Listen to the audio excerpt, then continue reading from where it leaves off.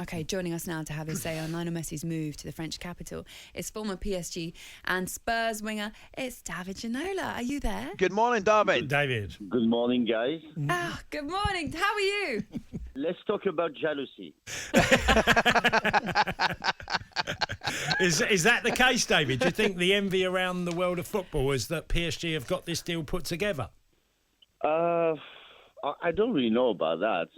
Just the thing I see is that they managed to get the best player in the world, even at 34.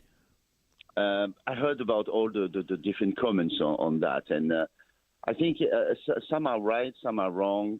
For my point of view, I mean, it's just the fact that how they're going to manage, how Pochettino is going to manage to play alongside Mbappe, Neymar, Lionel Messi, Di Maria. All those players are very talented, but you are dealing with big egos.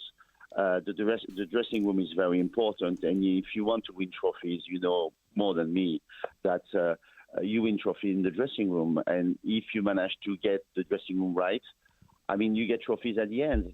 But it's going to be tough and a huge task for Pochettino. But as a manager, obviously, when you got players like that every day in training, it's going to improve the whole spirit, the whole quality. I remember in the past when I had great players playing with me in training. You want to push forward. You want to push yourself beyond what you're capable of, and this is where you can make progress. And hopefully they're going to make progress as a team to win the Champions League, because they haven't managed to do that so far. David, tell me this, because I think I know the answer, but how PSG have put this deal together? Because I know the French Football League has changed slightly the rules on, 100% debt and revenue coming in. It's helped, and UEFA have played a bit of a part as well.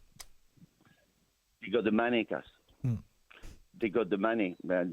I mean, it was just a few clubs who could manage to get Lionel Messi on board. I heard about 550,000 a week. I mean, it's a huge, huge money, and there's only a few clubs around who can manage to pay these sort of wages to players. And Paris is known for that, because behind the PSG is the Qataris. They invest the money more than 10 years ago, and they can afford to splash this money out in it, and they have proved it again. And I think if they could buy Ronaldo, and they want to buy the best players around, not letting the other clubs to being able to buy the players. So if they could get Messi, Ronaldo, Neymar, Mbappe, and even more, I mean, they would love to do that. David, I want to ask you, mate, you and I spoke towards the end of last season.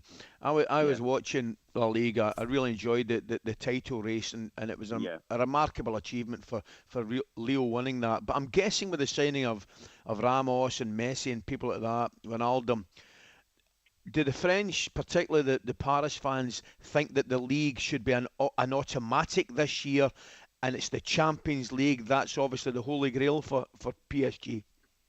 They made it clear right from the beginning, and they made a mistake when they took over the club. They said, well, our goal is to win the Champions League. And I said, well, you forget something. Before being able to win the Champions League, you need to win your domestic league.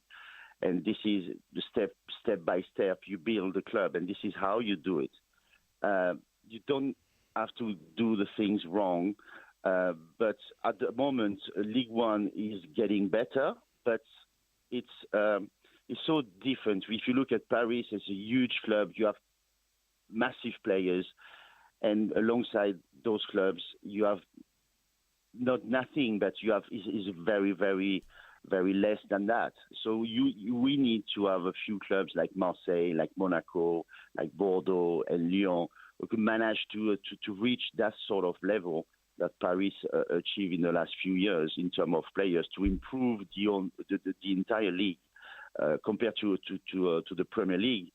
Premier League, you have so many clubs who can win the league, and right now, at the moment, in France, you see, well, how Paris can lose the league this year, and there will be a potential challenger for the Champions League, obviously because of the players and the money invested in the club.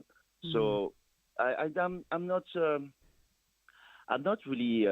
You were talking about having a nice academy, a good academy to get players out playing for the first team. I think it's probably better for me to have this sort of deal because Messi is 34. They're not betting on the future because in a few years' time, maybe 2 years, Messi is going to retire from the game.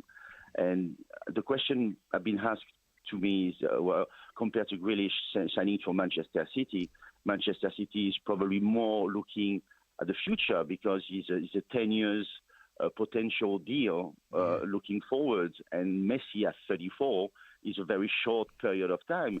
And don't forget something, Messi, when I saw him yesterday leaving Barcelona, he was in tears. He has been playing for Barcelona since he's 13. So how can I say that in English? To restart the engine again in a new environment, in a new club, a new language, new tradition, it will be completely different. And the question I've been asked about Leo Messi, would he be able to be as good as he was at Barcelona in another club, in another country? That was a question mark, and we will have the answer with that. Just a quick one as well on Spurs, David, because Harry Kane's going to return to training tomorrow. Not sure whether or not he'll play the first game. Is he going back in training? Yeah, so reportedly, Nuno said he'd be available just like every other player for selection for their first game, which incidentally is against Manchester City this Sunday. What have you made of this whole situation as it's unravelled? I think you can't all the player that wants to leave the club. That's for sure. Because if Harry Kane made his mind on leaving Spurs, there's nothing you can do about that. Because the pressure is on the club, the pressure is on him, and the pressure is also on the entire club and the other players in training. Is Harry Kane is going to stay or leave? This is a problem. This is a problem because you're starting the season, and always you want to start the season on the good foot, on the good spirit. And having a situation like that is not only about Harry Kane and Tottenham Hotspur. It's about the entire club, and a question of respect as well. Because these days the players, obviously, when you look at a proposition from Manchester City, it would be more money, it would be probably more chances to win things. But Tottenham is a huge club now. So for Harry Kane, is a very simple question. He said, would I want to stay at the club and make Spurs great? That's another question. Daniel Levy is a huge task for Daniel Levy because the fans are waiting for the decision, and hopefully the decision will be for Harry Kane to stay at the club. Because if you want to win trophies, you need to keep the best players and invest in other players to build a stronger team. And you need to do that with Harry Kane. He's the captain. He's one of the main figures, one of the best strikers in the world. And because of that, you need to keep